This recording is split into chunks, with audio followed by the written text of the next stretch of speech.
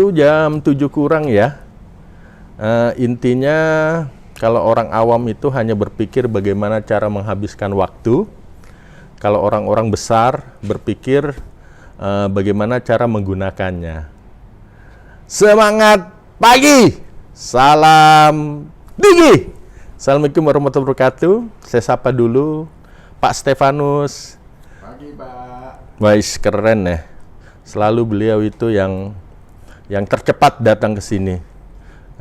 Kemudian Ibu Ana juga ya salah satu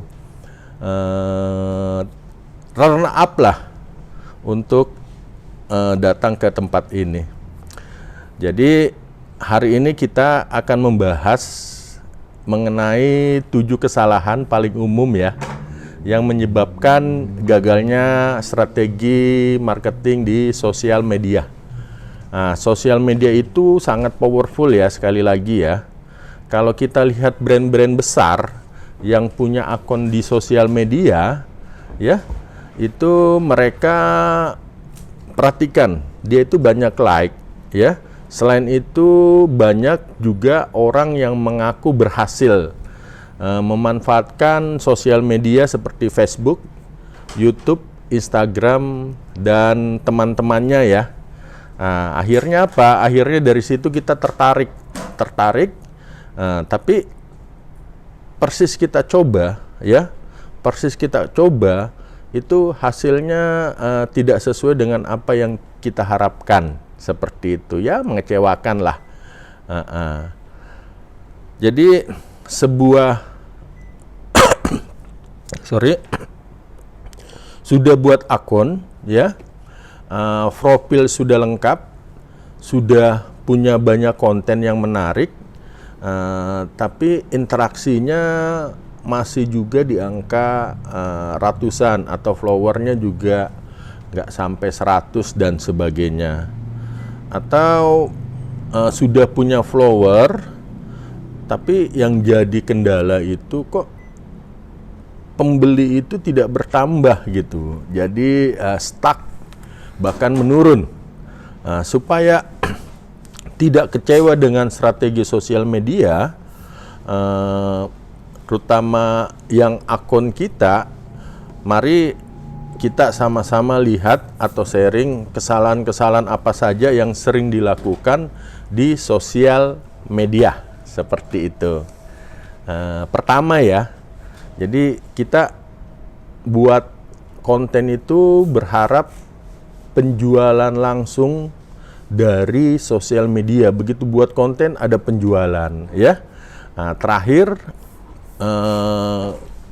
kita membuka aplikasi seperti Facebook, Twitter, atau Instagram di smartphone. Itu sebenarnya apa tujuan dari mereka membuka atau masuk ke media sosial tersebut? Ingin membeli sesuatu, ya, atau melihat-lihat foto dari teman-teman dan keluarganya.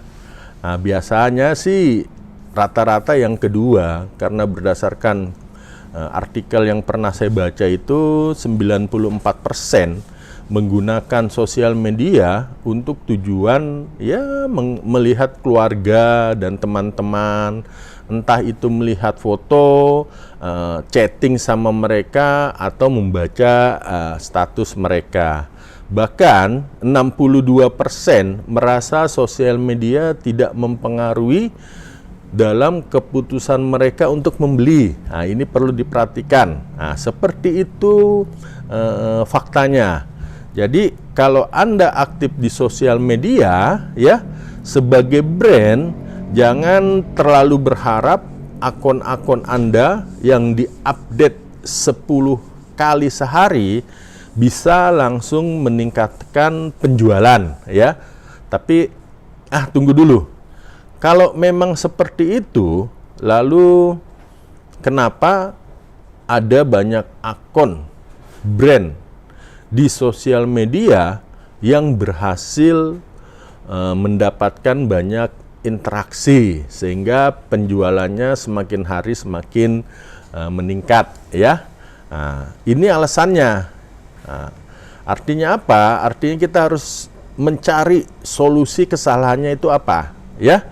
Kita sudah tahu bahwa sebagian orang menggunakan sosial media bukan untuk langsung membeli. Ingat, bukan untuk langsung membeli. Meskipun ada juga sebagian ya kecil lah yang seketika langsung membeli, ya, tapi ya hanya kalau lihat presentasinya sangat-sangat kecil lah, di bawah 3% gitu yang tiba-tiba langsung membeli. Nah, oleh karena itu, tujuan kita aktif di sosial media bukan untuk menjual, melainkan untuk membangun brand, menciptakan supaya brand kita banyak yang kenal, seperti itu. Lain kalau seandainya kita masuk ke marketplace, ya, seperti Tokopedia, Bukalapak, ya kan, Shopee, Lazada, itu orang masuk ke situ memang tujuannya untuk membeli. Jadi sosial media itu bukan untuk menghasilkan penjualan langsung, melainkan untuk meningkatkan reputasi dan brand, seperti itu. Memang Facebook dan kawan-kawan itu tidak aktif ya dalam menghasilkan penjualan. Tapi sosial media bisa membuat mereka mengenal dan merasa familiar dengan kita, ya, dengan produk kita, dengan brand kita dan sebagainya. Inilah yang dalam jangka panjang. Jadi konsepnya itu jangka panjang di media sosial, jadi kita harus konsisten, itu akan berdampak positif bagi produk atau brand yang kita punya. Oxmi, itu saja sharing kita hari ini. Besok kita akan membahas yang kedua, ya. Di sosial media itu biasanya kita ya merasa selalu berbicara tentang diri sendiri gitu, tanpa mengabaikan interaksi yang ada di sekeliling kita. Sukses untuk kita semua.